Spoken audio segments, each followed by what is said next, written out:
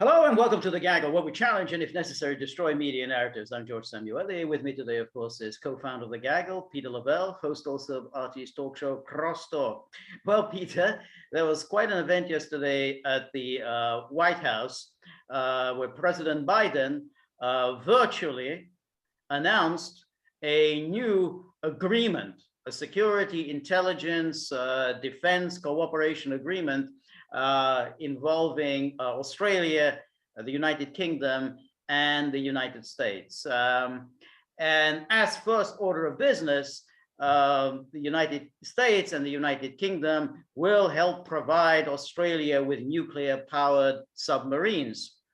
Now, first of all, the agreement itself seems very vague. It's not entirely clear what it's all about. I mean, because it's not actually any kind of a formal military alliance. It's not an intelligence sharing partnership as such. So it's all a little nebulous. Like the meeting itself, it's a bit virtual. Virtually, very virtual. And the amusing part of it is that President Biden forgot the name of the Australian Prime Minister, which is, to be honest, understandable. I also have difficulties remembering his name. So now the French got very, very upset about this because France had apparently signed a very big agreement with Australia to provide it with nuclear-powered submarines. And the French response, we could say it's quite succinct. He says, but this is the French Foreign Minister, Jean-Yves Le Drian, says, it's a stab in the back. We had established a trusting relationship with Australia, and the trust was betrayed. And he said, I'm very, very angry and bitter about this breakup. And then, rather amusingly, he said, what concerns me is the American behavior. This brutal, unilateral, unpredictable decision looks very much like what Mr. Trump used to do. Allies don't do this to each other. It's rather insufferable, so insufferable is a good word in this context. The Canadians are also a little bit miffed about this because Canada, along with New Zealand, is part of the Five Eyes intelligence agreement. So they're out of it. New Zealand is out of it, but because New Zealand has already been out of the AUKUS, that kind of Australia, New Zealand, United States kind of military alliance. But New Zealand's already been out of it because New Zealand is all sorts of nuclear-free zones, and is very upset about nuclear. The Chinese predictably have responded with the usual bluster, threatening Australia with nuclear attack. I mean, this is exactly this is typical of the stuff that you get in Global Times, which is the mouthpiece of the Chinese Communist Party. Now, I personally, I don't think this is very serious, but I have to say I welcome any kind of rift in the transatlantic alliance. When the French are so upset, I think good. If this leads to a breakup of NATO, I'm all for it. So that's my feeling about this. What was the last word he used? It was insufferable. Insufferable, yes. Very, very isn't that's such a beautiful word, because isn't the entire premise of NATO after the end of the Cold War insufferable? Insufferable, yes. I mean, yeah. They said, Joe said, America is back, and we had all the European countries. It's going to get back to the way it used to be. No, nothing has ever changed, ever, even under Trump. No, you don't count. Okay, and Joe Biden just he did it in the most flagrant way. You don't count. You don't count. Okay. Yeah. No, and sure. Sure. When we this will turn into a virtual organization, and we'll invite you to the virtual brunch. Okay, sloppy seconds for you, because that's how you treat yourself in the alliance. You are sloppy seconds. Yes. And just because the pinhead in the Oval Office, this pinhead, said the obvious, did the obvious, and you find it insufferable. I find your lack of dignity insufferable. No, that's right. I find it's kind of a theme of our talk. Yes, I find it's all very amusing because as we had occasion to say this during the Afghanistan withdrawal imbroglio, which was that be careful what you wish for. You may just get it. So all of the Europeans who were so rubbing their hands with glee, Trump's gone. The status quo has been restored. Order is back. America's back. Transatlantic alliance is back. NATO's back. Everything is going to be returned to normal. It hasn't happened. And now they're finding that Biden is actually treating them with even greater disdain than Trump did, because I think Trump at least maintained a certain kind of decorum, when he attended some of these NATO summits. I mean, he at least went along and said, yeah, NATO's now doing everything that I told it to do, and I'm all for NATO. But they're not even getting this from Biden.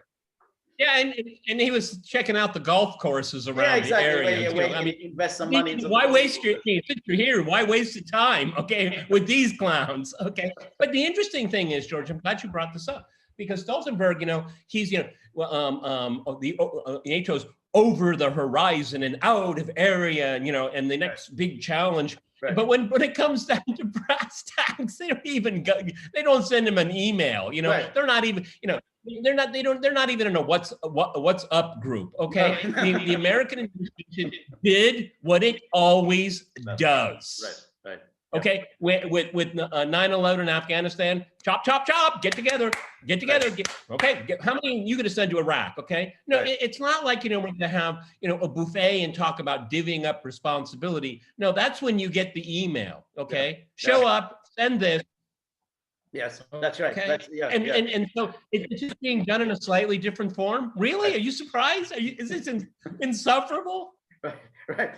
No, that's exactly right. I mean, and we've had this really, I mean, we've talked about this many times before, but I mean, throughout the Cold War, we also had this, every time the Europeans think, well, hey, you're not paying attention to us, why are you preoccupied with Vietnam? You got to pay attention to us, Berlin, you got to focus on Berlin. Hey, why are you preoccupying yourself with Nicaragua and El Salvador? Pay attention to us.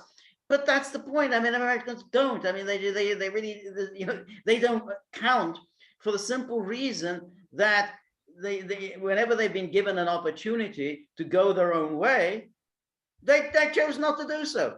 Macron may talk about being brain dead, and they may talk about the European security and defense identity, and they may talk about rapid deployment force. Yeah, the rapid reaction force and all this. But but they never do it. So I mean, it's like you keep threatening to walk out of a marriage, and then when you don't, no one really cares about you. This is an abusive relationship that the abused allows. Right. Okay. Right. They allow it. It's a form of Stockholm syndrome. Yeah. That's right. I mean, you and I have stressed here so many times is that you can't go back to something that's beer talk, that's press talk, conference talk, that's highfalutin language, but there's no substance to it whatsoever. The world is changing every single moment. Okay, right. And if I don't know if the French have a word, or maybe it's a French word. It's called pivot. This has been going on. I'd like to inform the French foreign minister, the U.S. is pulling out Patriot installations from Saudi Arabia. Did you hear about that? Right. This is part and parcel of what's going on. Wasted resources. Now there is a real geopolitical competition. It's real. Because it's a real opponent. That's right. I think it's a very good point. I mean, I think that the pivot to Asia, which started under Obama, it accelerated under Trump. I mean, Trump identified, China is America's most important strategic rival. And, they probably thought, with Biden, we'll go back to the NATO, Russia, transatlantic nonsense. But he's not, as you said, the world has moved on. They're not going to go back to this. That whole pre-Trump, even pre-Obama era. Yeah, they are preoccupied with China. And the Europeans are going to, it's up to them. It's up to France to decide what it wants to do. It can't be said in this environment because of the Russiagate hoax. But the subliminal message is from the US. I said, if Russia's a problem, well, take care of it. I mean, are you people poor? I mean, you're not technologically advanced? Exactly. Exactly. You don't know how to do it? That's right. You're Okay. twice the size. Collectively, you're twice the size. Economically. Yeah. The alliance spends 10 times more on the military than Russia does, and Russia's been cutting military expenditures. So if it's a problem, maybe sit down and talk about it, okay? Right. Yeah. No. Right. I mean, can you just imagine in the National Security Council, Mr. President, should we inform the Europeans? Nah, who cares? That's exactly what it's like. No, I think that's right. Yeah. They're going to take it anyway. They're going to take it anyway. What difference does it make?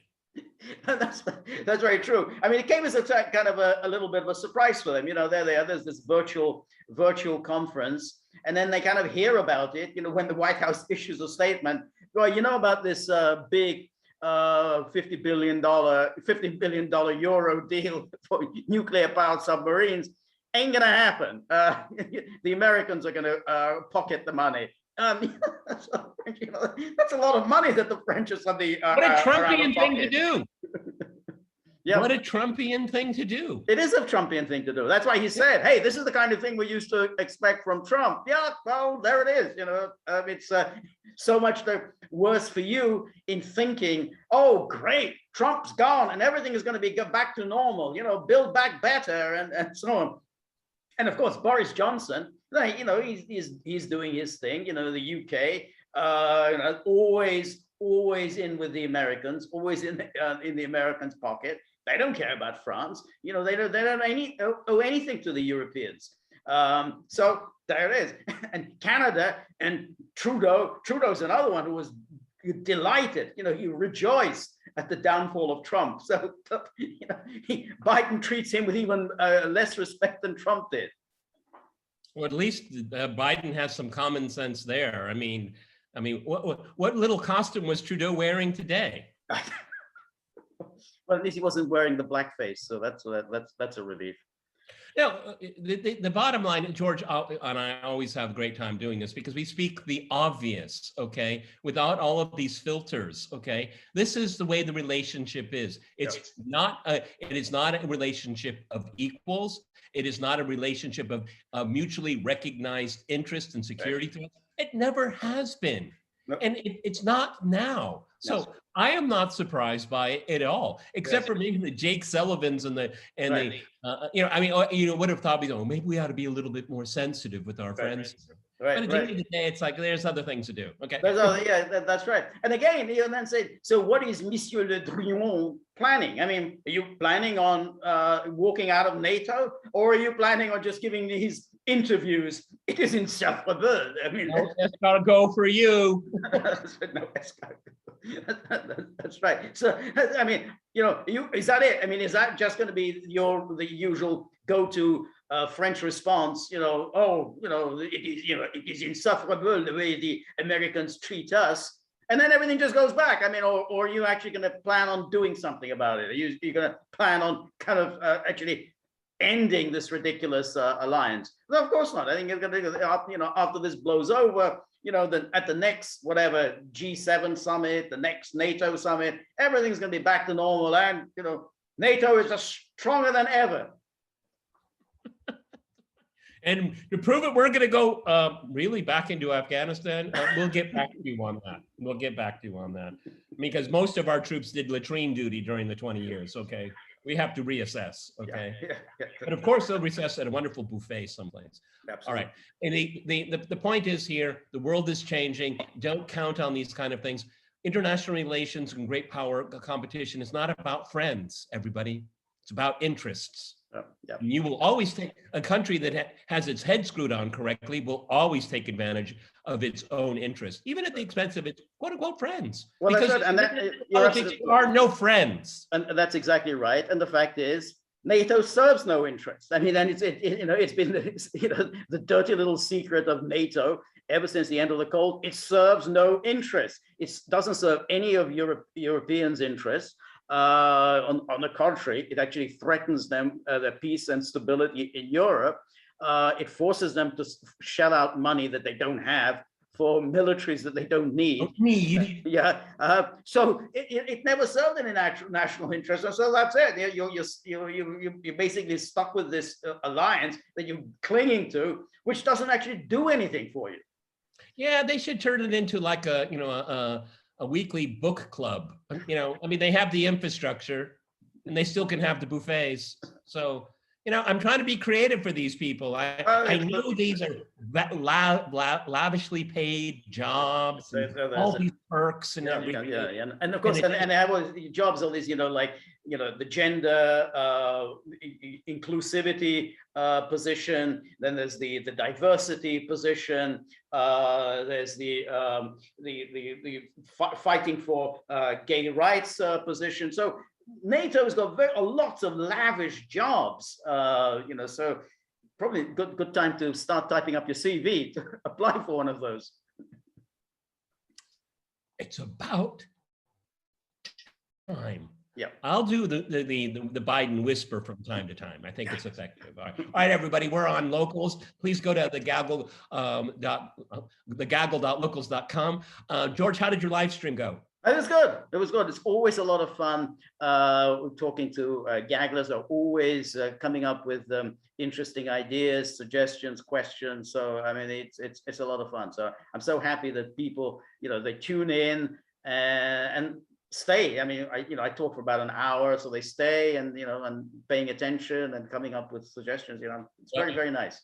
George did a warm up for our super chat tomorrow. Tomorrow, super chats, exactly. So that's at 12 noon Eastern Standard Time. No lunch for anyone. They have to be here. On paper, bag it. Okay. Yeah. All right. We also are adding some new items on the Gaggle store, so please have a look at that. George and I are back in business doing the Zoom calls with gagglers. So if you're interested in doing that, we've already signed up one for Monday. Yep. What else are we doing? We're still going through our Q&A. The mailbag keeps accumulating. Exactly, which is always great. We're nibbling away at it. That's always good. Like a bumper mag, like Father Christmas. You want a lot of questions piling up. Now that I mentioned the word nibble, and that's all that the tip jar seems to support these days. Okay, we need a little bit more. We need someone to take a bite, not a nibble. Definitely need a bite. Definitely. That as Buddy has said many times, that tip jar doesn't fill itself. I can't. I can't fill it myself. Somebody has to do it. So someone has to pick up the slack. So, but in all seriousness, anything you can contribute would be most appreciated. We're very grateful for all of your help and support and friendships. So whatever you can do, we're very grateful. And remember, buddy, if you like the Gaggle, please like, share, and subscribe. See you soon. Bye.